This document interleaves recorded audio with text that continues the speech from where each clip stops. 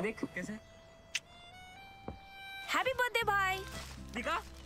हाँ मेरा favourite colour. हमेशा शॉपिंग। आई नो माँ, बट खर्चा करने की भी यही उम्र है, राइट? सेविंग करने की भी यही उम्र है। आई नो पा, सेव करो, सही जगह निवेश करो, रकम पर ब्याज मिलेगा, जिसे फिर से निवेश करने पर ब्याज मिलता रहेगा। आई नो ना। आरबीआई कहता है करो सही शुरुआत, बनो फाइनेंशियली स्मार्ट। प्लेटफॉर्म नंबर 2 से चलने वाली सुपरफास्ट एक्सप्रेस के यात्रियों आई एम हियर। तुम्हें नहीं, इसे मोबाइल चार्ज करना। दिमाग चार्ज कर अपना। ऐसे पब्लिक पोर्ट से फोन चार्ज किया तो पर्सनल डेटा होगा पब्लिक। देखा? पापा रुको, मैं पे करता हूँ। No signal. अब क्या करोगे? फ्री वाईफाई है ना? बुद्धू सुधर जा। पेमेंट्स के लिए नो ओपन वाईफाई। यानी फ्रॉड को करो बाय बाय। आरबीआई कहता है करो सही शुरुआत, बनो financially smart.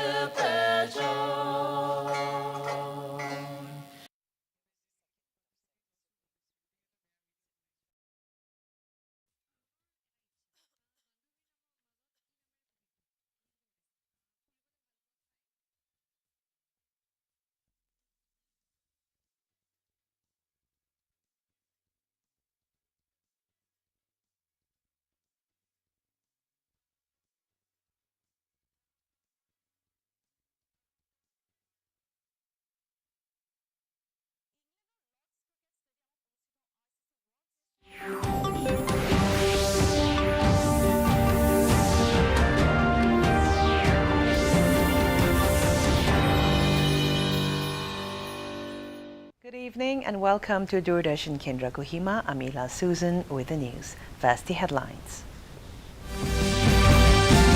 BJP Dimapur district emphasizes the government's focus on inclusive development, poverty alleviation and self-reliance.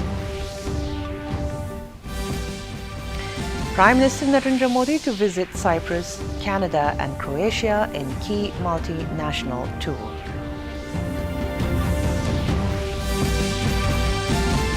India emerging as global knowledge partner, says Dharmendra Pradhan.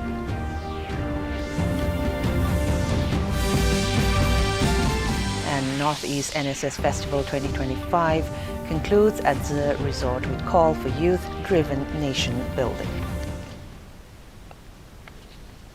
And now the news in detail. The Bharatiya Janata Party Dimapur district organized a press conference cum exhibition and professional meet at Hotel Vista Walford Colony in Dimapur today as part of the nationwide campaign commemorating 11 years of the BJP-led union government under the leadership of Prime Minister Narendra Modi. Themed Viksit Bharat Ka Amrit Kal and Seva Garib Kalyan Ke 11 Saal, the event aimed to highlight the achievements and transformational policies of the central government since 2014. The press conference was addressed by State BJP President Benjamin Yeptomi, the PHED Minister Jacob Jimomi, and Advisor and MLA for Tribal Affairs and Election Tovihoto Ayemi, who jointly emphasized the government's focus on inclusive development, poverty alleviation, and self-reliance. In his keynote speech, PHED Minister Jacob Jimomi termed the occasion as one of the most significant events in the BJP's political calendar, reflecting on the sweeping changes brought about under Prime Minister Modi's leadership. Highlighting key achievements, Jimomi stated that over 270 million people have been lifted out of poverty through targeted and transparent governance mechanisms.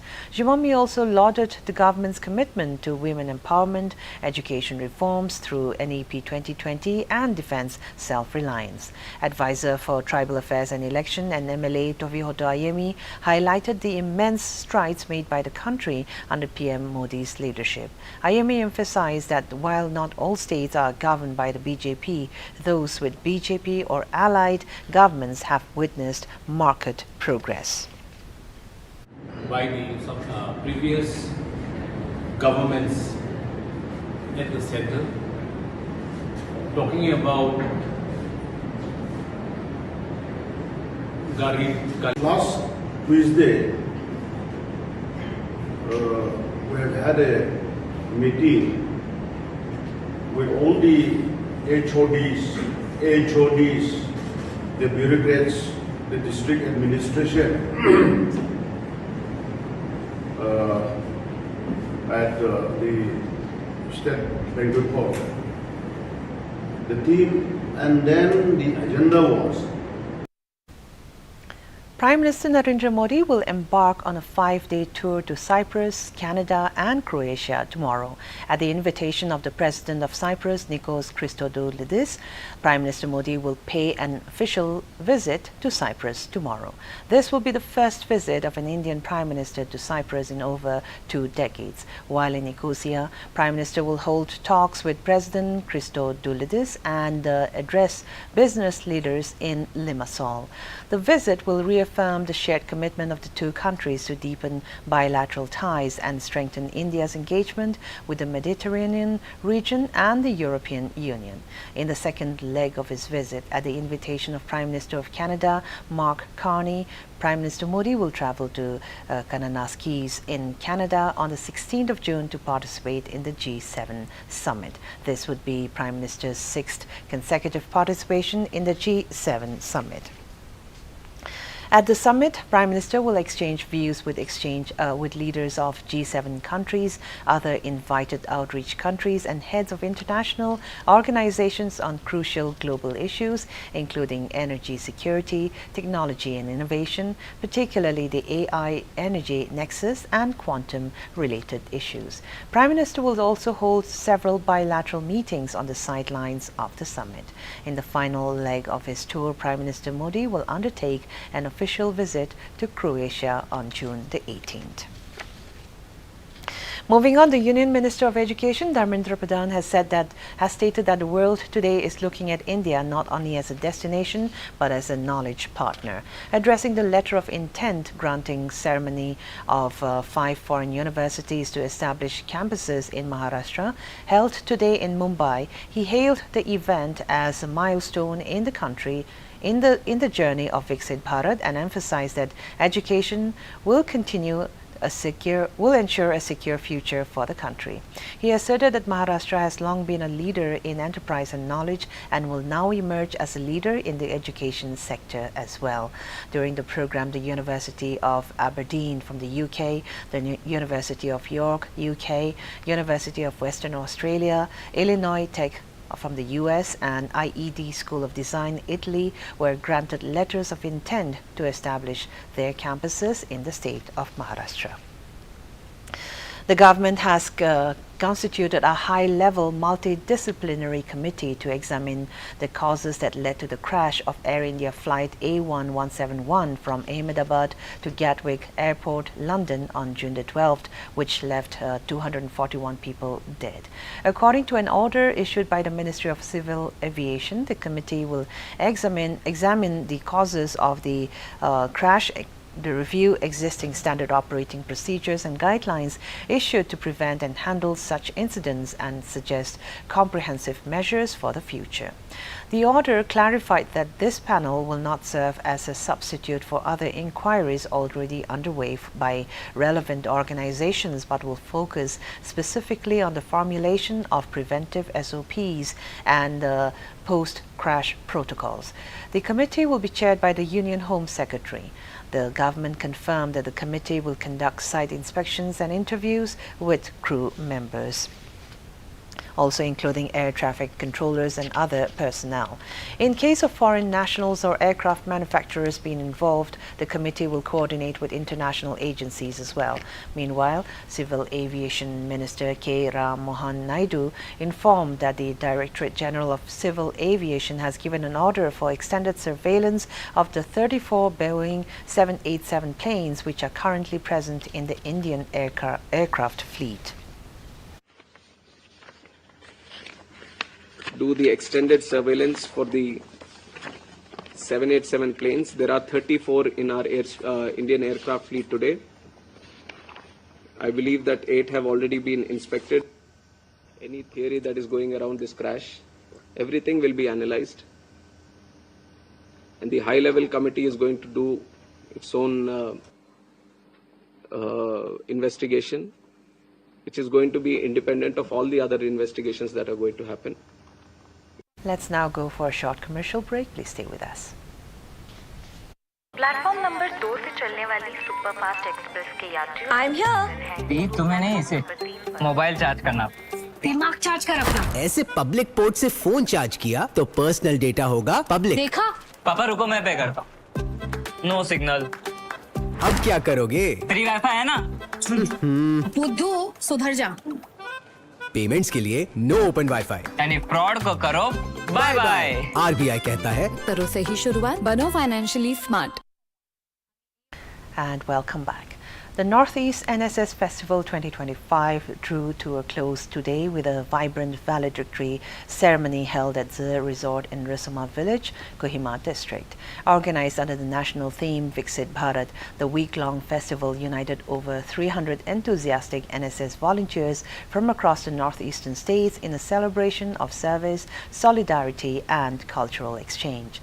The valedictory program was graced by Anthony Nguli, Commissioner and Secretary, Department of Youth Resources and Sports, Government of Nagaland, as the special guest.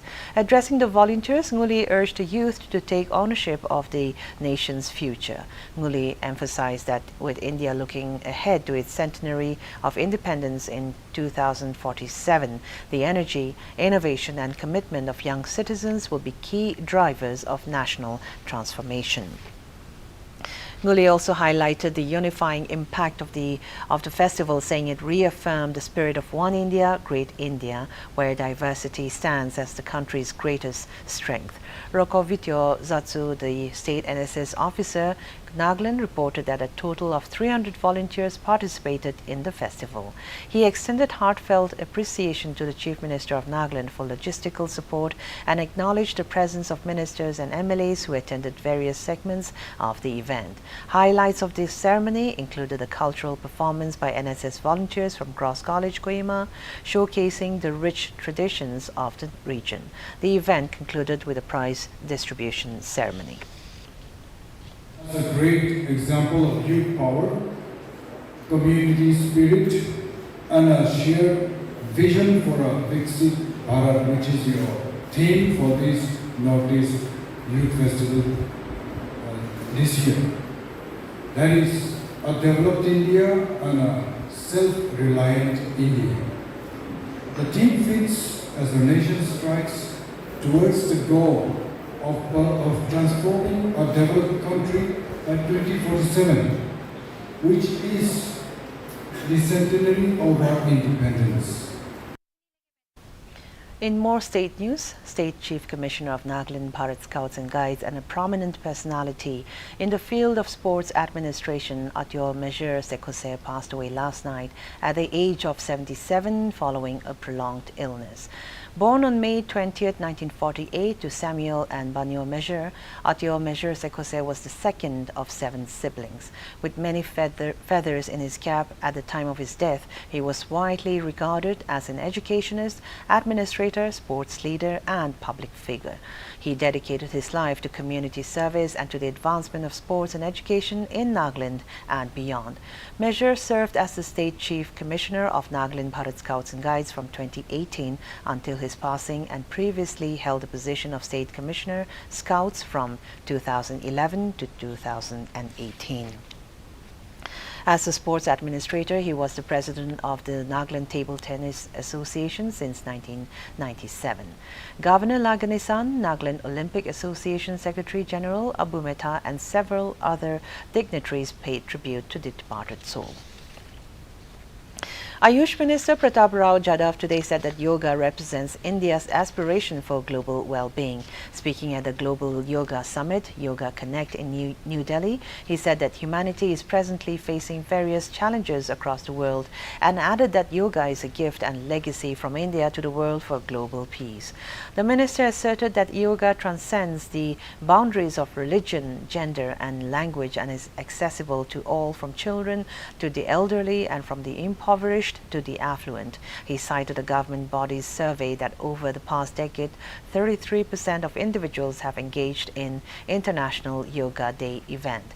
Yoga Connect is a global summit that brings together yoga gurus, policymakers, health specialists, celebrities and social media influencers from across the world. This summit aims to serve as a global platform for dialogue, collaboration and the exchange of ideas around the evolving landscape of yoga and wellness. And now let's take a look at the weather reports of the district headquarters of Nagaland. Kohima today recorded a maximum temperature of 28 degrees Celsius and a minimum temperature of 20 degrees Celsius, while Dimapur had a maximum temperature of 37 degrees Celsius and a minimum temperature of 25 degrees Celsius. Wokha experienced a maximum temperature of 32 degrees Celsius and a minimum temperature of 23 degrees Celsius.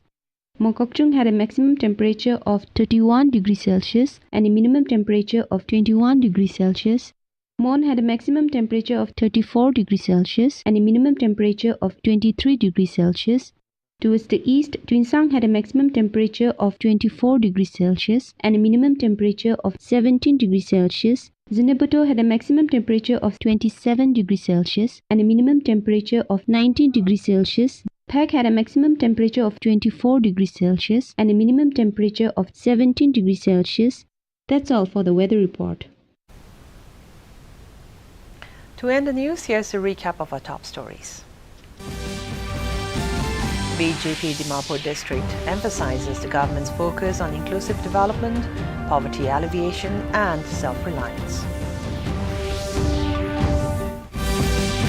Prime Minister Narendra Modi to visit Cyprus, Canada and Croatia in key multinational tour.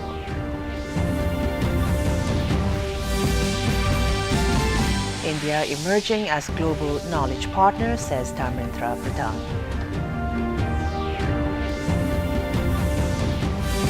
And Northeast NSS Festival 2025 concludes at Zer Resort with call for youth-driven nation building. And with this, we have come to the end of this news bulletin. Have a good evening.